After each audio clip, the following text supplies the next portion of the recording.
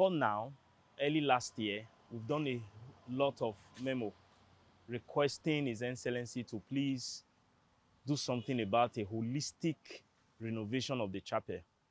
Now, the chapel was in a very deplorable state, and it isn't something hidden. It is something that the different denominations that uses the chapel could attest to.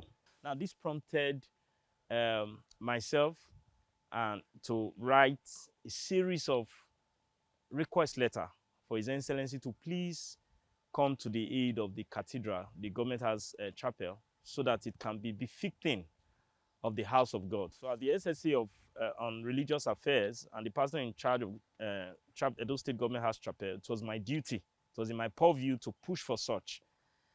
At about May, June last year, when the news came of the approval of His Excellency approving a holistic renovation of the chapel, it was in jubilation. So I had to continue contacting the necessary government agency, the building and maintenance agency, and get in touch with the contractor who at that time were working on another government site. And they said that they were going, as soon as they were done rounding up that job, they were coming to face the chapel for a massive and holistic renovation. And the beautiful thing about this is that every denomination that uses the chapel for their different worships were communicated and told. We have not only the Catholic, we have the Anglican Communion. Beside the Anglican Communion, we have the Pentecostals.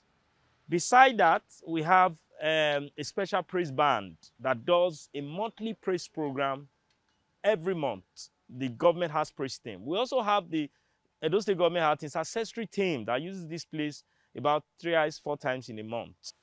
Now, just about a week ago, I got a call from the contractor that they were ready to move into site. In fact, I met with the contractor in charge one-on-one. We came here, he checked things out and told me, Pastor, we are ready, but you need to evacuate everything away from the chapel so that we can move to do the work that you people have been disturbing us for, in quotes. I had to say that because we pushed for this. So I came back, I communicated with the various denominational heads that uses the chapel for different prayers. Because as a chapel, you have to represent the interests of all denominations. No one denomination pretend on the chapel. And that's my job, to ensure that the interest of every denomination is accommodated.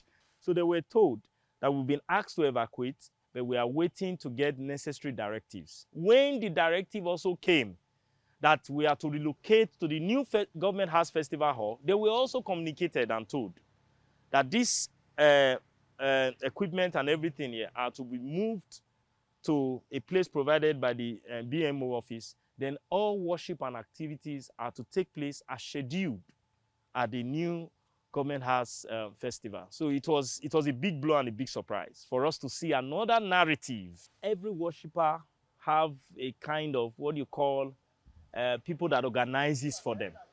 They are not government staff, they are not appointees. But when, for example, you have the Anglican or the Catholic, they will always have like what you call maybe mass server or catechs that comes around to arrange the place. The same thing with Pentecostals. Somebody have to come around and arrange the things for worship. So the person I know that was doing that for Catholic, that's Mr. Matthias, is the person I know that does that for Catholic.